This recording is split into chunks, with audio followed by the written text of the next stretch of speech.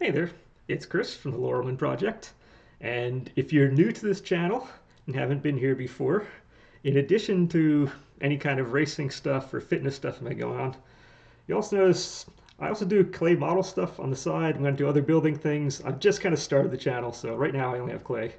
But if you want to see more, I only have actually tomorrow the final part of the building phase of the Banksy Shigami project is going to be done. So if you're curious, check that out. Otherwise, shameless plug out of the way. Let's get on with let's get on with what this is. So, when I look at a Spartan map, what do I look for? Now, this is being brought about because I'm running the Palmerton Super tomorrow, and it should be a lot of fun. It's the middle of July, so you get middle of July weather, but it should be a lot of fun. I've done this before. I've done it 3 times before. I'm generally familiar with the course. It's been a couple years. Last time I did it was 2022. But course map has come out, and we can finally kind of go over how do you interpret one of these maps to help you achieve what you want to achieve on the runs. Now, before I get to the map stuff, I do have these on the side, but before we delve into that, I'm going to give a couple little ground rules of where I'm coming from. When I do the races, I do the competitive age group. I'm actually over 40 years old. And if I'm saying areas where one of the first things I'm looking at is areas where I'm going to quote unquote exert myself. And what I'm going to use as a definition for that is about a month or two ago, probably closer to 2 months.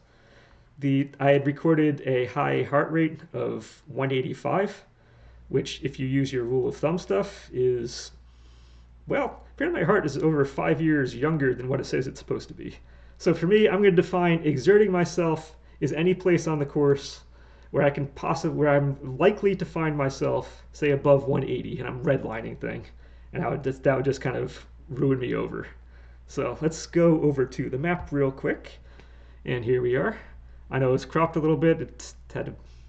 We had to fit things in here. So let's go get my mouse over here. Okay. And we are set up. So if you've never seen the course before, we start down here. We run up this 1,000-foot. Why am I using the touchpad? I have a mouse. We run up this 1,000-foot hill right there for the first mile. We come on, turn down, come right back down the hill, go back up, come back down, finish down here. So far, so good. So now this first hill, my rule of thumb is I'm not going to be a hero. I can go all out. I can try to run this, and I might shave like 2 minutes off my time as compared to doing like a power walk or something up the hill. And if I go and I do that, I'm going to redline my heart somewhere up here. And that's going to be bad. You're already building up too much lactic acid. It's going to be hard to get rid of it. We do have this nice downhill, but again, I'm going to be jogging this downhill, so I can only get rid of so much lactic acid in there. So this first climb, I'm not going to kill myself on. I'm going to be basically power walking up through this guy. So really the first place I would personally expect to potentially hit that 180 mark is going to be somewhere down here. For me, obstacle 3 and 4, we have Twister at 3 and Olympus at 4. Historically, Twister has been kind of bad for me. Lately, or the last couple years, I finally started getting better at it. But Olympus always wrecks me. I will complete it. I'm not going to fail it. But that one always wrecks me. And my heart is just like hummingbird after that part. So I'm going to figure right around here is going to be the first part where I'm going to have a chance of redlining. Second is going to be this hill right over here. So if you look up here, that's the steep portion on the second. We've already built up lactic acid from the first. We just hit a really hard one here on Olympus, which rebuilt it back up. Anything we got rid of on the downhill, we rebuilt. And this part is like a 30 to 40+% grade for about that 10th mile stretch. That thing is deadly. It's hit like a truck before, and I know to look out for that. So now we're going up, we're going up, we're going up. Next part, we're really going to have a chance of hitting it. It's going to be right there. The famous sandbag carry. There's just no way to avoid it. There's not much more needs to be said about that one. That is a thing of things. And then the only other spot on here, which I'm going to say where I could probably redline, is going to be between obstacles 17 and 19. I'm just going to put a little question mark because ape hanger and spear throw, they're going to be kind of my wild cards of this whole race. They could go really well and be really easy, done, have no problems. Those things could, those if I fail them and we have burpees, because I'm not sure if everything is burpees, nothing's, the map doesn't tell this time. So I know burpees, or I've heard burpees are back this year. This is my first race of the year. So I've been doing the modeling stuff now, so I've been kind of going back and forth. So if I need to do burpees, that's going to be kind of a little tough section before the end. If not, then this whole bottom area shouldn't be too bad. So knowing these areas are going to be the problems, or the potential problem areas. Let's go up into here. I can change color. So if we do start redlining the heart, where can I bring it back down? So first place, you would think going up this hill right after kind of these would be a good place to rest. But really, this is probably going to be, if I can get my heart rate back into the 160s, let's just say 160 is going to be comfort zone. 170s is going a little hard. 160s is quote unquote my comfort zone. I would like to be able to jog this hill. It's about a 15% grade, so it's probably going to be more of a power walk up here. But I think depending how hummingbird my heart is going after this entire climb, especially that, it's not going to be able to have a chance to rest up the rest, phrasing, of this thing, then yeah, this becomes probably a good resting point to get the heart rate back down. So I know I'm sorry to my parents who are actually going to be up at the top of the hill watching, but I'm probably not going to be running this stretch. So, because I want to get the heart rate back down, not for the Atlas carry, that's not too bad, but we got to get it down for the sandbag carry. So after the sandbag carry, this entire stretch is really nice. And then we also have that, I'm going to circle in the rolling mud and the slip wall in there, as they're good kind of comfy things. They're not hard. I can basically rest the entire way down here, but we're going to get our heart rate back to what we can.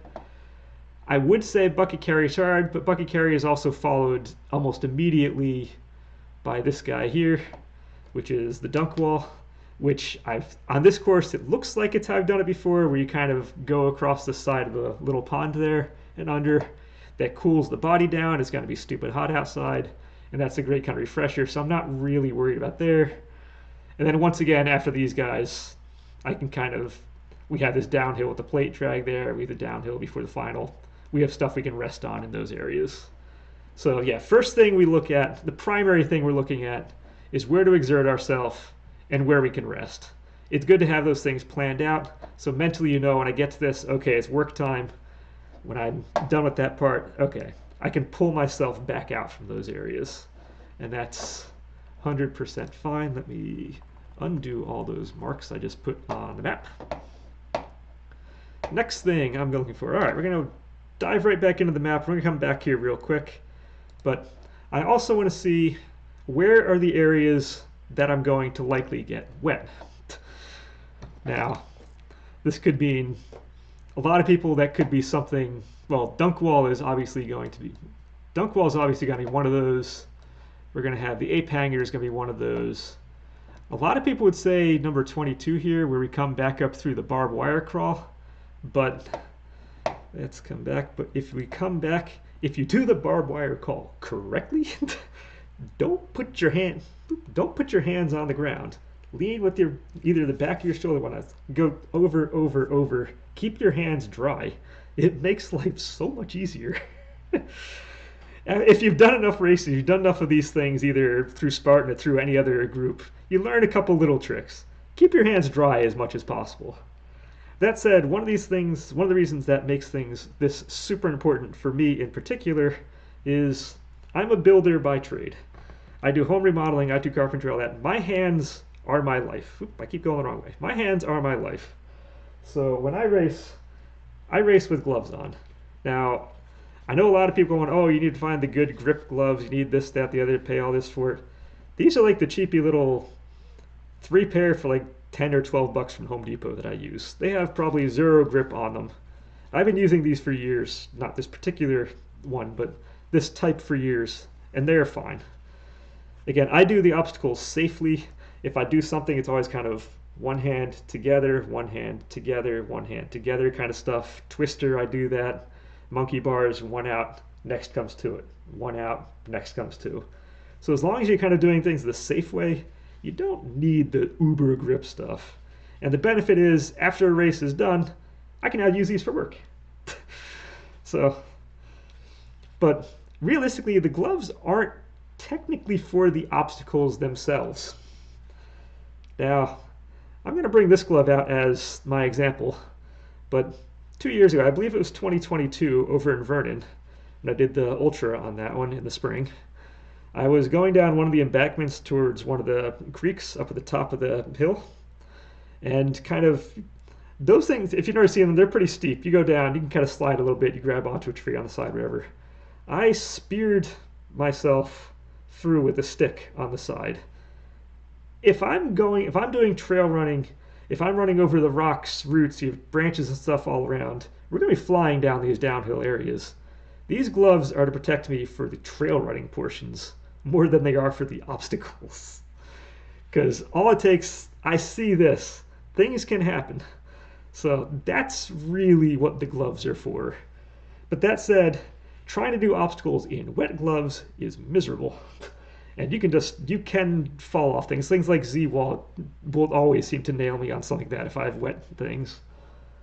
So I'm going to go back to the map and show the reason I want to highlight, get my thing over here, I want to highlight these guys, is I'm going to start with the pair of gloves on me, and I'm going to actually have a second pair of gloves that I can swap out to if the first pair gets wet. So when we come, everything is going to be pretty dry throughout this entire stretch. When we come to the dunk wall, now again, I wear glasses, so I'm probably going to take the glasses off. I'm going to have a Ziploc bag. I'm going to throw them in the bag and probably throw the gloves in the bag too. Then after the wall is done, take them back out and put everything on, because wet glasses is also really terrible. But if I were to do something like fail the ape hanger, I would then take the gloves I have, they're wet, take them off, throw them in the plastic bag, and I'll take out a fresh set so I can come down and at least have Z-Wall or something with a fresh set. And again, barbed wire crawl comes before the Z-Wall, but barbed wire you don't do with your hands on the ground. So that's not going to get them wet. Next thing we want to look at, or one of the next things I look at, is if you have done one of these races before. Again, I've done this one 3 other times. I did this in 2019, or 2018, 2019, and 2022. So it's been a couple years. I'm coming back for now the 2025 version. So how does this compare to some of the other ones? So if we're going to go and look at, say, the 2022 map, I know they oriented it differently versus, say, here, the 2025. First thing you're going to see on this 2022 cursor, where are you? Is this area up here. Yeah, up at the top. They threw every obstacle you can imagine up there. They had like 6 different obstacles up at the top. And if we go and compare that to this year's, there are 3. And one of those 3 is an inverted wall. So they took, so when you get to the top of the course there, you come up the hill the second time. It looks like they don't want to exhaust you before you get the sandbag carry. I guess they're getting tired of carrying the abandoned sandbags up the hill. So they're giving you a chance up there. So I see that. I also see between the 2 maps, this year doesn't have beater. This year doesn't have the box. It doesn't have the helix. It doesn't have pipe layer. Ooh, that's kind of like, so that's just one of those derpy fun ones. I have seen people fail it before though. People will fail everything. It's great. I've failed a lot of things. Not that one though, but I have failed a lot of things that I didn't think I would either. But yeah. So they've taken a number of things out. They've added more walls this year I've never seen. They have a 6-foot wall, a 7-foot wall. They have a plate drag. I've never seen that. I haven't seen any of those over here before. So they've taken some stuff out that would be not hard. Really, beater's the only one I think is kind of hard. Box, if you know the technique, it's really, really easy. But they've substituted then walls and say the plate drag in those places, which for me are really easy. I can pop over those things in a couple seconds. So I think that's going to be a nice little addition.